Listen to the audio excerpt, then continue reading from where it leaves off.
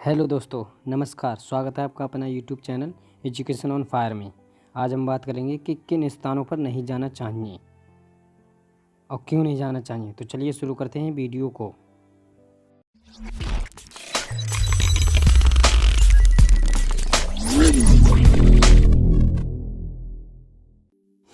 आचार्य चाणक्य के अनुसार जिस देश में सम्मान ना हो, जहाँ कोई आजीविका ना मिले, जहाँ अपना कोई भाई बंधु ना रहता हो और जहाँ विद्या अध्ययन संभव ना हो, ऐसे स्थान पर नहीं रहना चाहिए। अर्थात जिस देश अथवा शहर में निम्नलिखित सुविधाएं ना हो, उस स्थान को अपना निवास नहीं बनाना चाहिए।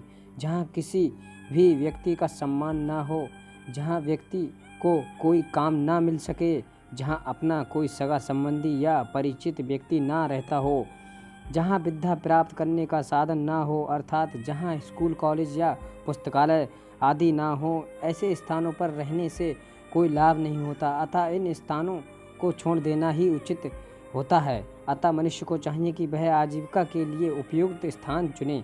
वहाँ का समाज ही उसका सही समाज होगा, क्योंकि मनुष्य सांसारिक प्राणी है। वह केवल आजीविका के भरोसे जीवित नहीं रह सकता। जहाँ उसके मित्र बंधु हों, वहाँ जीविका भी हो, तो यह उपयुक्त स्थान होगा।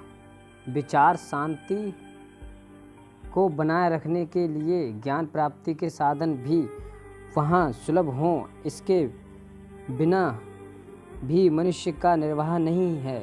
इसीलिए आचार्य चाणक्य यहाँ नीति वचन के रूप में कहते हैं कि व्यक्ति को ऐसे देश में निवास नहीं करना चाहिए जहाँ उसे न सम्मान प्राप्त हो और न आजीविका का साधन हो, न बंधु बंधुत्व हो, न ही विद्या प्राप्ति का कोई साधन हो, बल्कि जहाँ ये साधन उपलब्ध हों वहाँ वास करना चाहिए। जहाँ कोई सेठ, वेद पाठी, विद्वान, राजा और वैद्य ना हो, जहाँ कोई नदी ना हो, इन 5 स्थानों पर एक दिन भी नहीं रहना चाहिए। अर्थात इन स्थानों पर एक दिन भी नहीं रहना चाहिए। जिस शहर में कोई धनवान व्यक्ति ना हो, जिस देश में वेदों को जानने वाला विद्वान ना हो, जिस देश में कोई राजा या सरकार ना हो, जिस शहर या गांव में कोई वैद्य या डॉक्टर ना हो, जिस स्थान के पास कोई भी नदी ना बहती हो, क्योंकि आचार्य मानते हैं कि जीवन की समस्याओं में इन 5 वस्तुओं को अत्यंत महत्व दिया है। आपत्ति के समय धन की आवश्यकता होती है, जिसकी पूर्ति धनी व्यक्तियों से ही हो पाती है। कर्मकांड के लिए पारंगत पुरोहितों की आवश्यकता होती है। राज्य शासन के लिए राज्य प्रमुख या राजा की आवश्यकता होती है।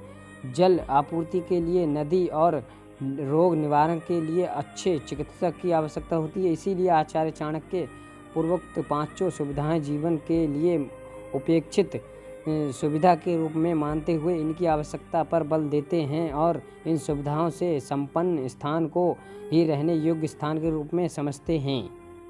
आचार्य चाणक्य कहते हैं कि जिस स्थान पर आजीविका ना मिले, लोगों में भय, लज्जा, उदारता तथा दान देने की प्रवृत्ति ना हो, ऐसी 5 जगहों को भी मनुष्य को अपने निवास के लिए नहीं चुनना चाहिए। इन 5 चीज़ों को विस्तार से बताते हुए वे कहते हैं कि जहाँ निम्नलिखित 5 चीज़ें ना हों, उस स्थान से कोई सरोकार नहीं रहना चाहिए।